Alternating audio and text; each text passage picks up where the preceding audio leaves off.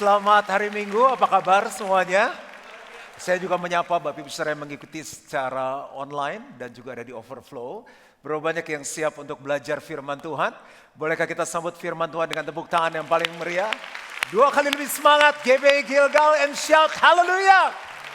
Silakan duduk, Bapak Ibu saudara yang kasih oleh Tuhan. Dan hari ini saya akan menyampaikan sebuah firman Tuhan dengan tema perjalanan iman atau the journey of faith. Setiap kita pasti pernah melewati perjalanan. Saya mau tanya, menurut Bapak Ibu Saudara yang paling penting dalam perjalanan itu bagian awal, tengah, atau akhir? Karena banyak sekali quotes tentang perjalanan. Misalnya journey is more important than destination. Perjalanannya sendiri lebih penting dari tujuannya. Siapa yang berpikir awal paling penting? Karena bagaimana kita memulai itu sangat penting. Oke, nggak ada. Siapa yang berpendapat ending paling penting? Kan ada happy ending, sad ending, nggak jelas ending. Siapa yang bilang ending paling penting? Oke, lebih banyak. Siapa yang berpikir tengah-tengahnya yang penting? Oh, banyak sekali alirannya. Tapi saya rasa yang keempat, awal penting, tengah penting, ending penting. Oh iya, pasti suka kalau belanja paket hemat nih, nasi, telur, daging. Oke, perjalanan macam-macam. Ada perjalanan cinta.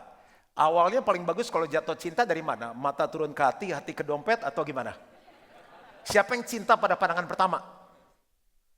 Oh, dijodohin semua ini. Paling bagus ending cintanya apa? Pengadilan? Umur, nggak ada yang bisa memisahkan kita kecuali kematian. Luar biasa sekali. Kalau perjalanan bisnis paling bagus endingnya apa? IPO, akuisisi, kebangkrutan. Oke, ternyata hidup kita semua mengalami yang namanya perjalanan. Kalau sekolah paling bagus ending perjalanannya apa? Pasti sekolahnya pada nggak pinter semua. Yang yakin dong lulus. Anak saya 4 nggak ada yang lulus semua loh Pak. Kayak siapa Pak? Kayak saya. Jadi kalau saya suka bercanda, kalau teman-teman udah dekat anaknya juara, saya bilang nih tinggal nurun dari bapaknya atau ibunya nih. Jadi ternyata awal penting, perjalanan penting, ending penting. Nah dari semua contoh yang saya bahas, kita jarang memikirkan tentang perjalanan iman kita. Ternyata iman itu punya perjalanan. Selalu tuh harus ada yang namanya, saya tulis dulu ya. Ini journey, harus ada yang namanya awal, dan harus ada yang namanya kita jalan, harus ada yang namanya akhir. Kita siapa yang nyiptain? Bapak Ibu Saudara siapa yang nyiptain? Tuhan. Ada yang percaya dari monyet? Kan kalau orang bercanda, marah, monyet lu gitu. Jangan, kita dari Tuhan. Jadi awalnya siapa? Tuhan ya, semua sepakat bukan dari monyet ya. Akhirnya kita ketemu siapa? Yakin? Oke. Berarti kalau kita memulai perjalanan iman yang benar, journey of faith, kita harus tahu Tuhan awalnya gimana dan akhirnya gimana kan? Nah Kejadian 1 ayat 26-28 firman Tuhan bilang gini, berfirmanlah Allah, baiklah kita menjadikan manusia menurut gambar dan rupa kita, supaya mereka berkuasa atas ikan-ikan di laut dan burung-burung di udara dan atas ternak dan atas seluruh bumi dan atas segala binatang melata yang merayap di bumi. Maka Allah menciptakan manusia itu menurut gambarnya. Menurut gambar Allah diciptakannya dia laki-laki dan perempuan diciptakannya mereka. Yakin ya ini awal ya Kejadian 1. Ayat 28 penting sekali. Allah memberkati mereka. Siapa yang hidupnya mau diberkati Tuhan? Siapa yang hidupnya sudah diberkati Tuhan? Oke. Berarti tujuan Tuhan memberkati kita untuk apa? Saya catat di awal Allah memberkati mereka lalu Allah berfirman kepada mereka beranak cucu. Ya, anak cucu. Yang kedua dikatakan apa? Bertambah banyak. Tambah banyak. Bukan tambah gemuk, tambah banyak. Ini lagi khotbahin diri sendiri. Lalu Penuhi bumi. Penuhi bumi. Jadi kalau kita pikir penuhi bumi dengan anak cucu, kalaupun kitanya sanggup, istri kita nggak sanggup. Maksimal sekarang berapa kalau punya anak? 2. Ya kalau yang senior udah ngomong 2, kita putuskan 2 katanya. Tapi mau 3 boleh ya Pak? Masih boleh 3. Jadi ini bagus, senior, wise tapi fleksibel. Mau 3, 13 boleh. Tapi penuhi bumi kan nggak sanggup juga. Karena giliran anak-anak kita pergi nitipnya ke siapa? Opa oma, jangan terlalu banyak. Jadi yang dimaksud penuhi bumi itu anak-anak rohani. Rupa Kristus harus tambah banyak. Ada 5 ya. Habis tak penuhi bumi terus apa? Taklukan. Taklukan. Dan yang terakhir apa? Berkuasalah. Bahasa Inggrisnya lebih simple. Be fruitful and multiply, replenish the earth, subdue it and have dominion. Nah itu kalau senang bahasa Inggris. Nah di akhirnya kan pasti waktu Yesus naik ke surga kan. Waktu Yesus naik ke surga dia bilang apa? Matius 28 ayat 19-20, karena itu pergilah, dia suruh kita pergi.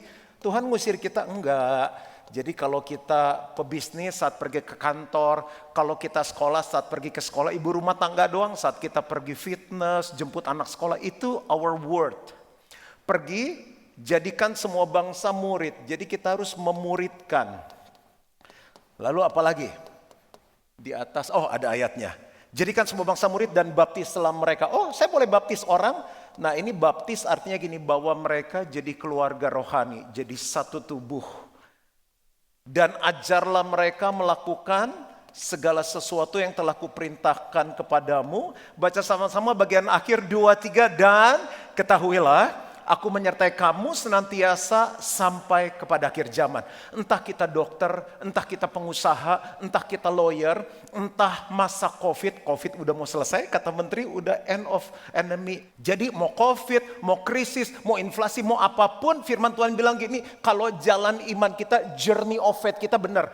Awalnya benar, akhirnya benar, aku menyertai kamu senantiasa sampai kepada akhir zaman. Yang percaya ini katakan, amin. Ada penyertaan Tuhan.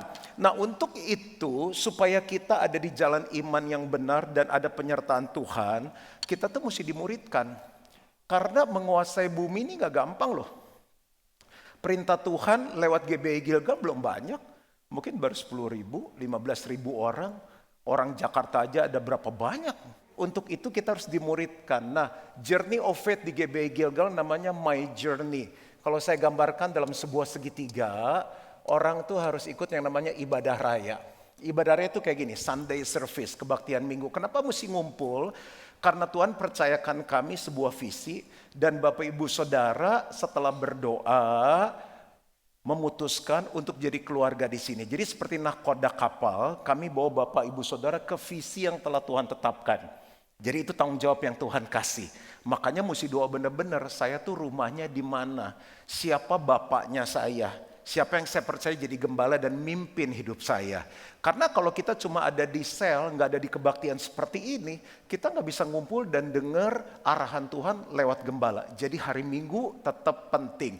Bapak Ibu yang masih online, ayo onsite, seru, beda ketemu sama keluarga-keluarga di sini. Tepuk tangan dong, kasih semangat sama mereka. Kameranya tolong dikasih lihat tuh, ya ampun serunya.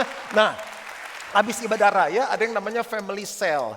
Dengan jumlah jemaat yang banyak, gak mungkin kita gembalain Bapak Ibu, perhatikan pertumbuhannya, tahu nama demi nama anaknya siapa, pergumulannya apa, doainnya gimana, pemuritannya gimana, lalu level of pertumbuhannya, level of growth-nya di mana, nggak bisa, harus dalam kelompok kecil.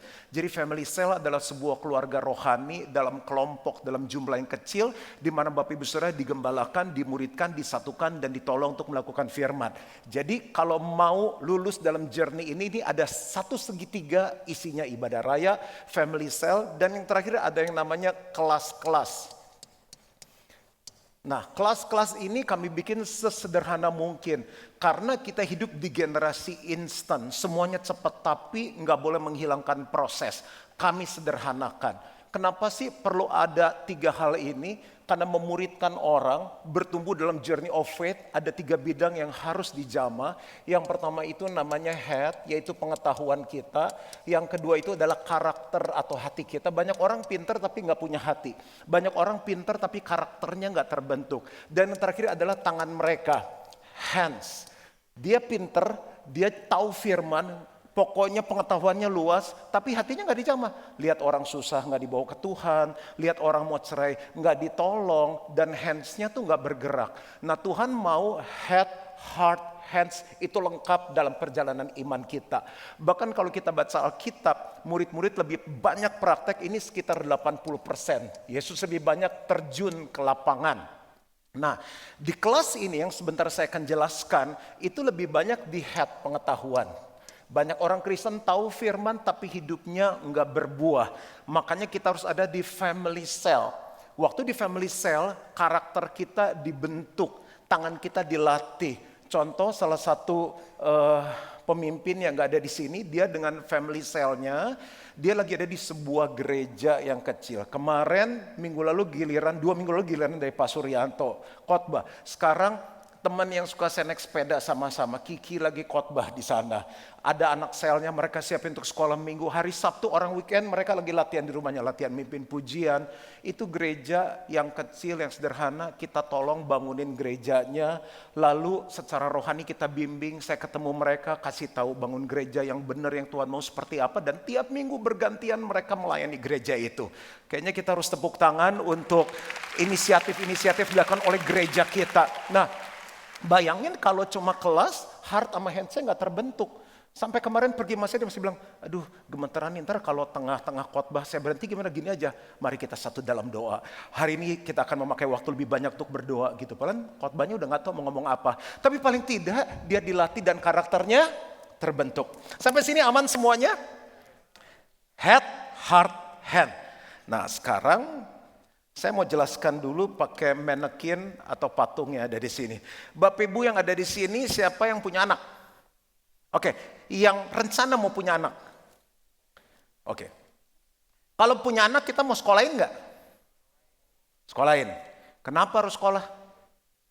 Om nggak sekolah, sukses. Bisa nggak? Nggak sekolah, sukses dan jadi orang? Bisa banget. Terus kenapa di sekolahin? Hemat, irit. Terus kalau anaknya tiga uang sekolah kan mahal, antar jemput, uang jajan. Kenapa mesti sekolahin anak? Grup sebelah kiri. Ini Pak Guru loh harus dijawab. Mengapa menyekolahkan anak? Biar ada pendidikan. Bagus jawabannya. Yang di sini kenapa sekolahin anak? Berarti kalau, oh bener, kalau orang suka marah-marah bukan gini. Kalian tuh kayak orang gak sekolah. Gitu, bener sekali ini jawabannya.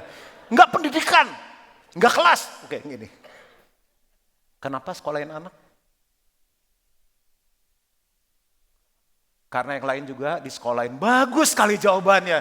Yang lain, masa anak kita nggak sekolah ya dong? Maaf, yang benarnya saya nggak dengar sebetulnya.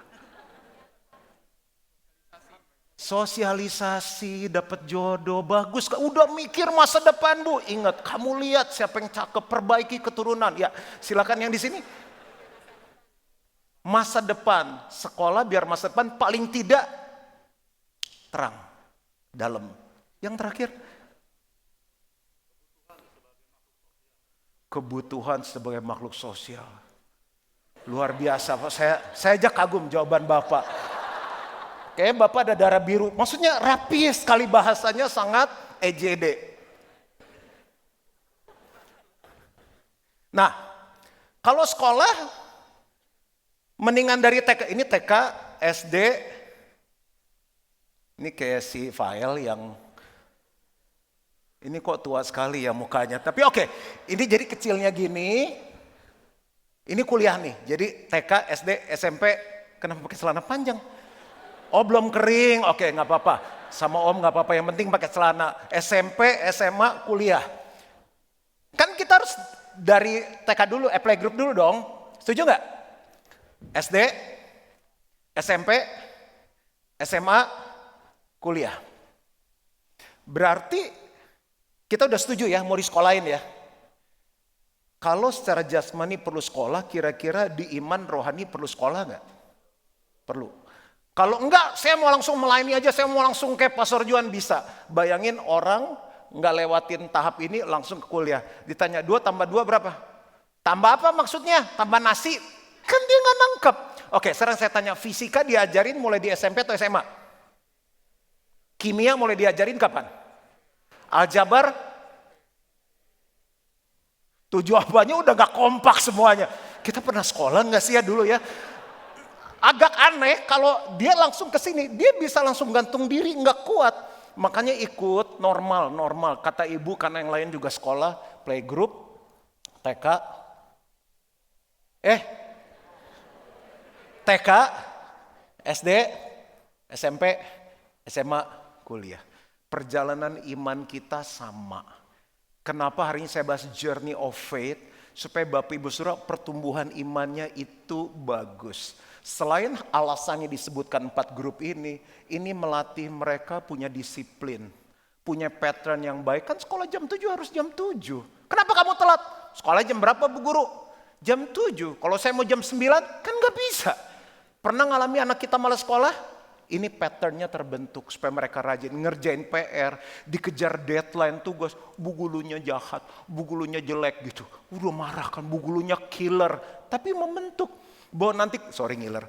Justru di dunia nyata nanti kita ketemu orang yang killer, yang jahat, yang jelek dan lain-lain. Terbentuk apa lagi? Tanggung jawab, komitmen, sosialisasi, banyak hal yang dibentuk. Nah, akhirnya banyak orang pinter secara knowledge, tapi secara rohani mereka nggak pinter. Makanya kenapa ada orang pinter jahat? Kenapa ada banyak orang pinter keluarganya hancur? Karena mereka nggak balance dengan journey of faith mereka. Nah, di GPI Gilgal sederhana sekali. Boleh cek toko sebelah, silahkan ditayangkan. Jadi newcomer yang baru datang, mereka ikut New Life. New Life itu dulu, kita mulai dari setiap minggu, lalu pernah bikin retret luar kota, kita sederhanain cuma Sabtu. Tadi udah Jumat Sabtu kan, jadi Sabtu. Itu sebuah momen di mana kita ngalami lahir baru, kita ngerti dasar, dan kita dipenuhi oleh Roh Kudus. Sehingga kita bisa punya kuasa untuk hidup benar, punya kuasa untuk berhenti berbuat dosa, dan ngerti secara sederhana bertumbuh gimana. Nanti akan diadakan dalam waktu dekat. Yang belum ikut dasar, harus mulai dari TK dulu. Habis itu membership class. Nah, kita itu sebagai jemaat ada di gereja mungkin yang baik, tapi kok nggak bertumbuh, nggak berbuah, karena kita nggak pernah hadir duduk. Ada hak, ada tanggung jawab, ada bagian kita, ada bagian gembala. Kita tuh bukan datang kayak ke restoran, jadi gini, lu masak yang enak, selama enak gua langganan di sini. Puji-pujian yang angkat, jangan terlalu lagu susah, jangan terlalu lagu gampang, jangan terlalu lagu lama. Om juga pengen update, terus lagunya jangan terlalu banyak bahasa Inggris, kalau bisa ada Indianya sedikit. Nah, ya gimana dong, puji-pujian juga mesti ada request. Terus khotbah jangan terlalu dalam, kalau bisa jangan nyinggung orang. Terus agak lucu sedikit dan ya kekinian khotbahnya. Nah nggak bisa, kita kalau mau jadi jemaat yang bertumbuh harus ngerti. Kalau saya partner, jadi anggota di gereja ini apa tanggung jawab saya? Ada bagian gembalanya, ada bagian jemaatnya. Nah itu harus dilewati. Lalu jadi anggota family cell member. Saya jujur nggak bisa hafal semua nama jemaat. Jadi pastor kalau doain kita gimana? Tenang, jangan emosi. Saya bilang berkati semua jemaat Gilgal. Nah kalau saya sebutin 10.000 lebih ya saya nggak mandi nggak makan dong. Jadi yang saya doakan siapa? Pemimpinnya. Nah pemimpin itu mendoakan anggota-anggotanya. Kalau pemimpin pokoknya level family cell leaders yang masih dalam skupnya saya. Ada apa-apa saya turun tangan. Tapi yang dibawa kalau ada masalah, kalau mereka nggak bisa handle naik sampai ke saya. Karena semua adalah anak-anak rohani. Makanya masuk dalam family cell. Nanti ada linknya. Nah Bapak Ibu Saudara kalau mau jelas kita tuh ada apps namanya My Gilgal. Semua informasi ada di sana. Nah, hebat langsung muncul. Ya, boleh kembali ke bagian yang tadi. Maaf agak sedikit detail. Nah setelah 3 persyaratan dilengkapi, New Life, Membership Class, dan Family Cell Leader itu ada Grow 101. Itu basic banget. Ini dari 11 kelas sekarang tinggal jadi 6 kelas. Ada prinsip dasar gimana sih ngebangun di atas dasar yang kuat. Karena bangunan paling penting dasarnya. Mau bangun 20 lantai beda sama bangun 2 lantai. Coba bangun ruko atau rumah. supaya kuat. Itu prinsip dasar. Diajarin tentang iman, diajarin tentang pujian penyembahan. Banyak orang cuma ngerti nyanyi, oh gereja nyanyi gue nyanyi lah. Tapi kalau orang ngerti rasanya ini luar biasa. Penginjilan pribadi itu gimana sih? Nah kurang lebih seperti itu. Puasa yang benar tuh gimana? Karena puasa mirip sama intermittent fasting. Jadi ada orang, udah hitung-hitung diet, gak apa-apa, mau berapa? Gembala, seminggu, oke kita zaman hitung-hitung juga diet. Bukan, ada arti puasa yang luar biasa. Kalau udah selesai, sudah bisa melayani ministry class. Diajarin nilai-nilai melayani itu apa, kenapa kita melayani. Jadi orang melayani dengan sebuah pengertian yang benar. Selesai melayani, itu ikut grow 102, itu bisa lebih dalam lagi. Karena waktu kita melayani jiwa-jiwa mulai bertumbuh, diajarin ngusir setan gimana. Siapa yang di sini berani ngusir setan? Yang lebih banyak lari. Kan masa udah hamba Tuhan, gereja di Gilgal anak Tuhan.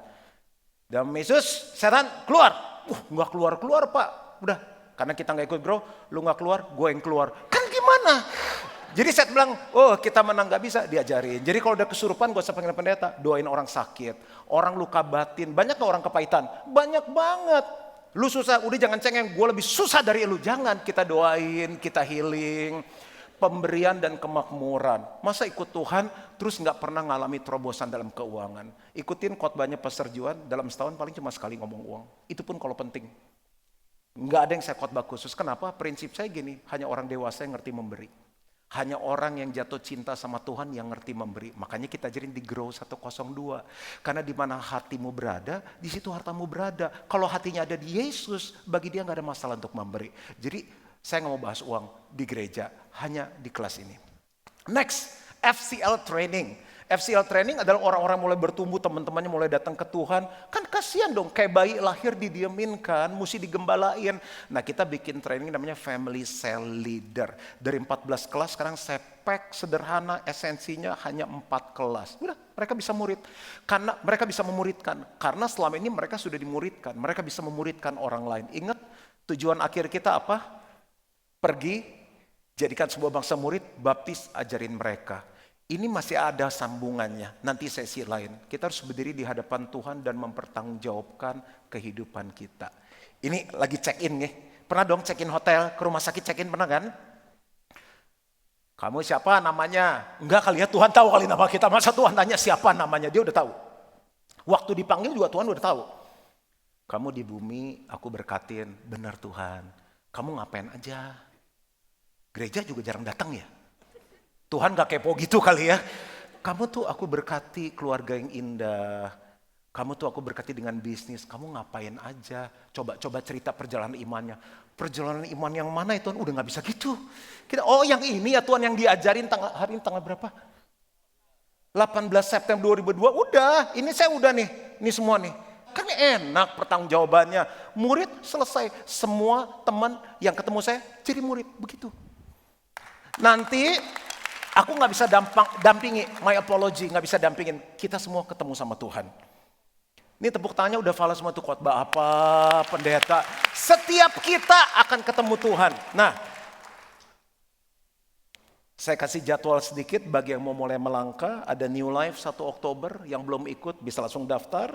Sudah 270 sebelum kebaktian. Membership class dan ministry class. Nah, saya akan tutup dengan ini. Kenapa sih perlu mengikuti journey of faith? Saya udah jelasin kenapa sih perlu sekolah. Yang pertama, membangun dasar kerohanian yang baik. Dasar sangat penting. Atasnya mau pakai marmer, mau pakai kayu jati KW1, mau pakai apapun keran emas. Kalau dasarnya gak benar, selesai.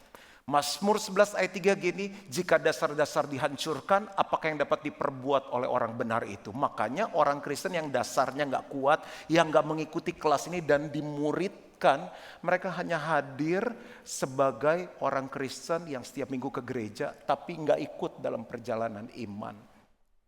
Dasar apa sih yang dibangun saat kita ikut kelas-kelas ini, dimuridkan kerendahan hati?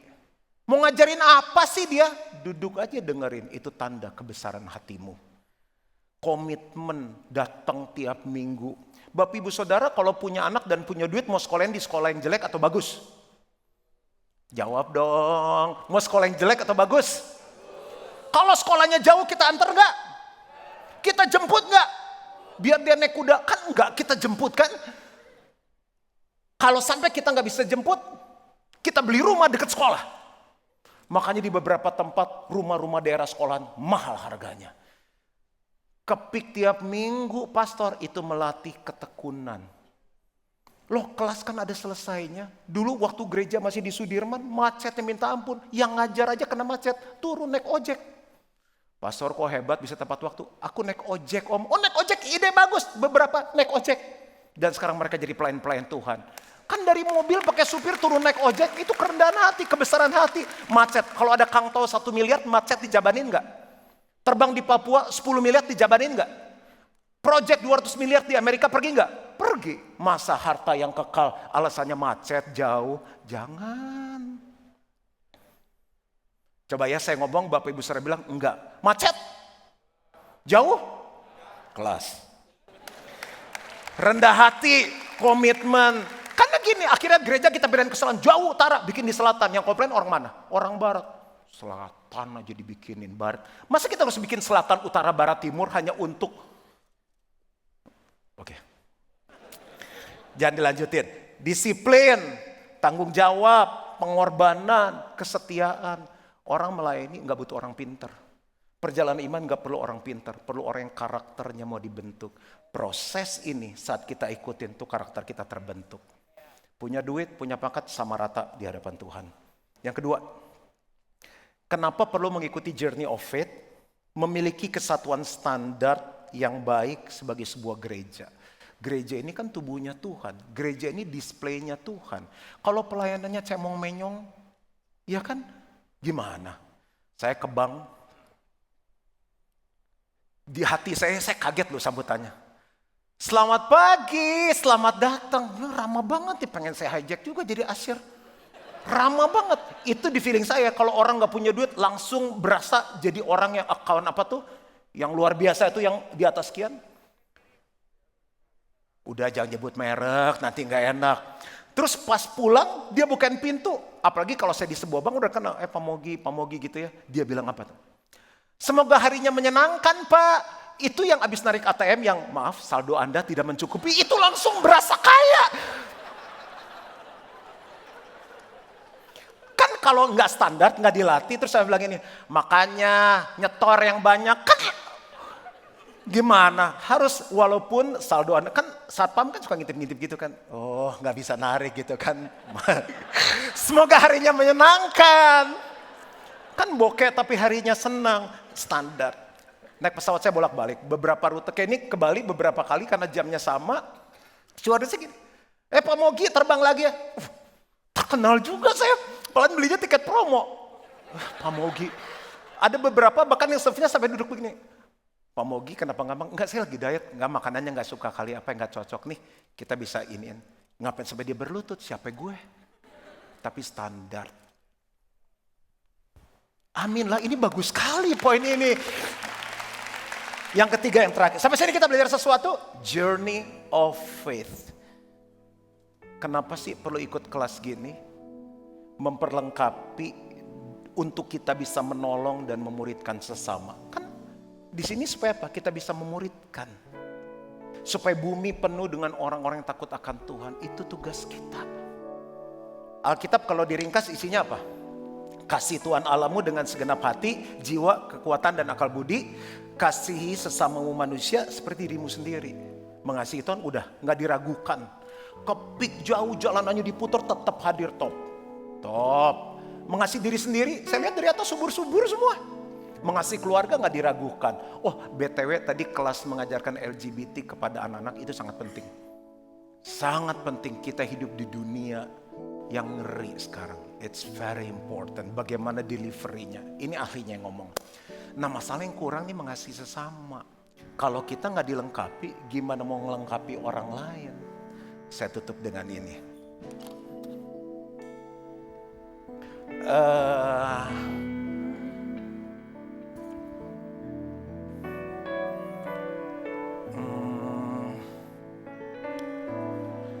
Kalau adik, kamu siapa namanya? Siapa? Julia. Joya. Joya kalau sama pastor kesini takut nggak? Takut ya, jangan ya. Ya udah jangan, nanti minggu depan datang lagi nggak, jangan takut. Tapi kata orang aku sih lucu, oke. Sama bapak yang kaos merah aja ya. Bapak kaos merah. Yalah kaosnya singa masa takut pak, kaos singanya gede banget. Iya pak, sini pak. Pastor baik nggak gigit sini sayang.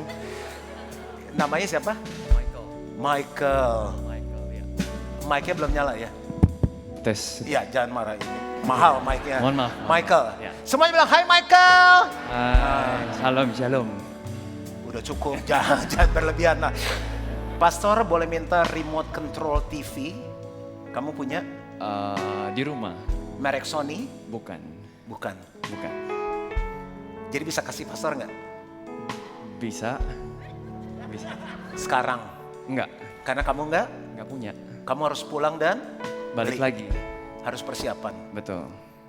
Untuk kita bisa ngasih sesuatu, kita perlu persiapan. Sekarang Michael minta sama pastor remote control TV merek Sony. Pastor boleh minta remote TV merek Sony? Tada! Wow! Kamu reaksinya tuh nggak yang natural gitu. Ulang lagi. Ini YouTube loh yang nonton banyak.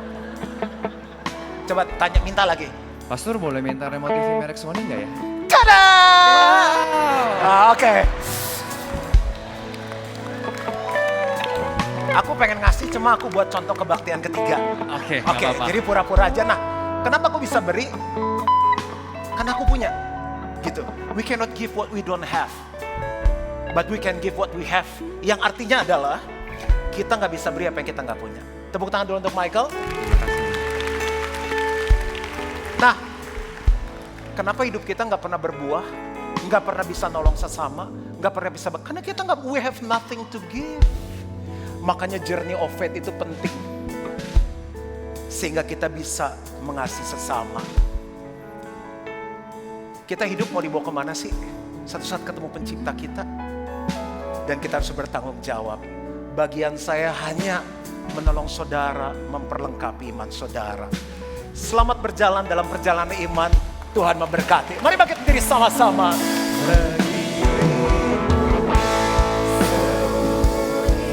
Yo, kita Gilgal, katakan.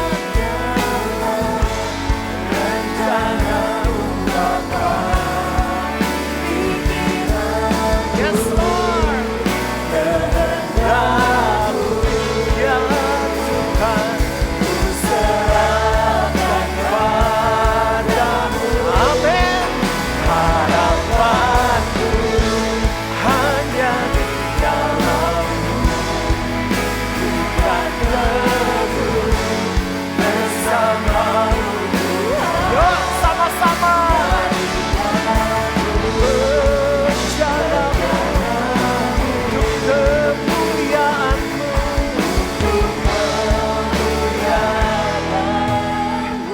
Sebentar keyboard main dengan lembut dan setiap mata dipejamkan. Kita mikirin perjalanan kita, kalau tua pensiun gimana ya, punya uang gak? Kita mikirin perjalanan anak kita. Dari TK, ntar sekolah mau di mana ya? Luar negeri, luar angkasa. Sampai aduh ntar dia calonnya siapa ya, dia kawin sama siapa, jangan salah kawin ya. Tapi ada satu hal yang kita miss, mempersiapkan dan menjalani perjalanan iman. Dengar baik-baik, Alkitab bilang orang benar hidup oleh imannya, bukan karena uangnya.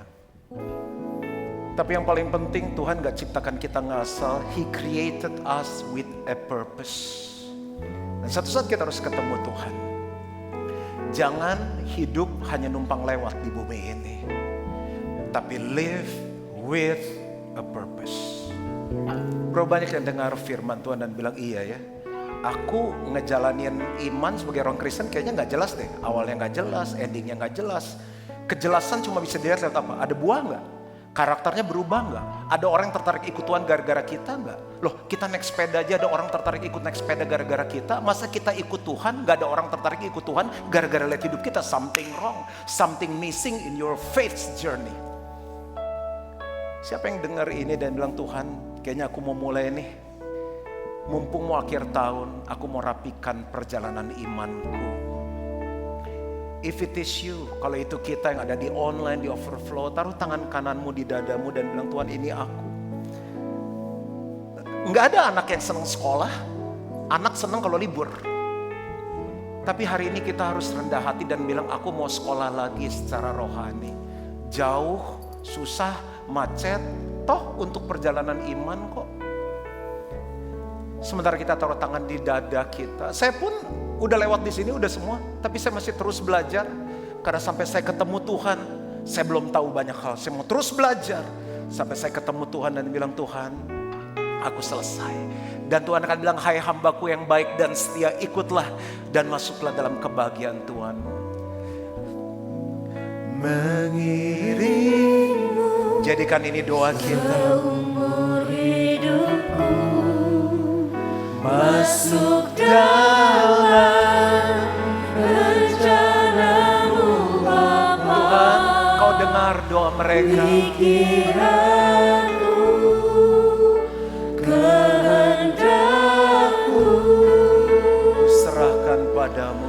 ku serahkan padamu.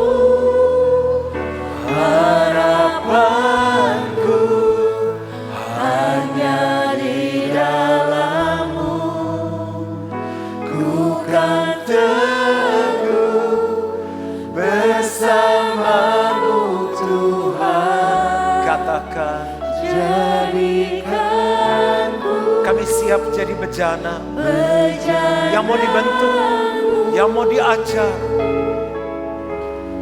untuk